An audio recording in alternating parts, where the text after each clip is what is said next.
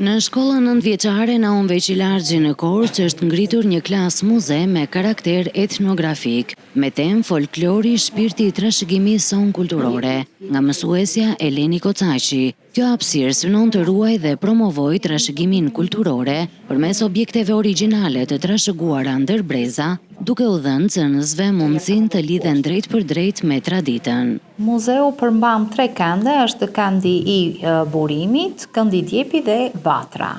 Burimi ku lindën dashuria, djepi ku rritet foshnja dhe thur ëndrat e saj, dhe vatra ku kemi hierarkinë e familjes. Muzeu përmban disa objekte të vjetra, furka konkretisht që është 5 brezëshe, kemi djepin që është 200 vjeçar, veshjet e ndryshme të cilat ne i kemi ricikluar dhe nuk i kemi marrë copa dhe të përgatisin veshje.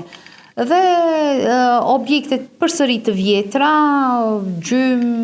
nga këto objektet të cilat përdoreshin më parë, kemi ekspozuar dhe sot disa gatime, ëmbëlsira tradicionale. Kjo klasë muze do të shërbejë si një hapësirë për zhvillimin e aktiviteteve të ndryshme edukative, ku nxënësit jo vetëm mësojnë, por edhe përjetojnë vlerat e trashëgimisë son kulturore dhe rëndësinë e ruajtjes së tyre.